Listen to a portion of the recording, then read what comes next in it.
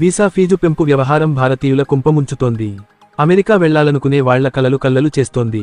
చదువు, ఉద్యోగంతో పాటు చివరికి పర్యాటకం కూడా ఖరీదైన వ్యవహారంగా మారింది. ఒక్క H-1B వీసా మాత్రమే కాకుండా దాదాపుగా అన్ని రకాల వీసాలకు చెల్లించాల్సిన ఫీజులు భారంగా పరిణమించాయి. ఫీజులు పెంచిన తర్వాత 2 నెలల కాలంలోనే వీసా దరఖాస్తులు సగానికి పైగా పడిపోయినట్లు టెక్ ఆర్గనైజేషన్స్ చెబుతున్నాయి. సెప్టెంబర్ 19న అమెరికా అధ్యక్షుడు డొనాల్డ్ ట్రంప్ H-1B వీసా ఫీజును $1,00,000కు పెంచిన విషయానికి తెలిసిందే.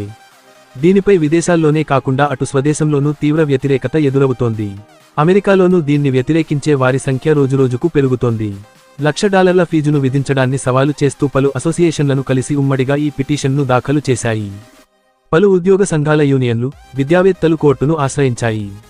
ఈ పరిణామాలపై డొనాల్డ్ ట్రంప్ తాజాగా స్పందించారు. H-1B వీసా ఫీజు పెంపు వల్ల నైపుణ్యం కొరత ఏర్పడుతోందని అంగీకరించారు. కీలక ఉద్యోగాలను భర్తీ చేయడానికి అమెరికాలో తగినంత నైపుణ్యం లేదని తేల్చి చెప్పారు. ఫాక్స్ న్యూస్కు ఇచ్చిన ఇంటర్వ్యూలో మాట్లాడారు డొనాల్డ్ ట్రంప్.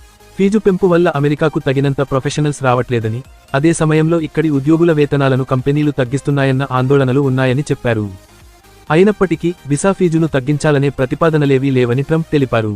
అమెరికాలో చాలామంది ప్రతిభావంతులు ఉన్నారని ఫాక్స్ న్యూస్ హోస్ట్ లారా ఇంగ్రహం చెప్పగా, దీన్ని ఆయన తోసిపుచ్చారు.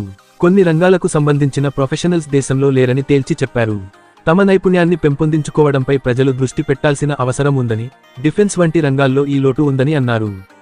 కాగా ప్రాజెక్ట్ ఫైర్వాల్ పేరుతో సెప్టెంబర్లో ప్రారంభమైన వీసా ఫీజు పెంపు వల్ల ఐటీ, ఇంజనీరింగ్, హెల్త్కేర్ వంటి రంగాల్లో పనిచేసే విదేశీ ఉద్యోగుల సంఖ్య భారీగా పడిపోయింది. ఆయా కంపెనీలు వీసా వ్యవస్థను దుర్వినియోగం చేస్తున్నాయని అప్పట్లో వైట్ హౌస్ పేర్కొంది.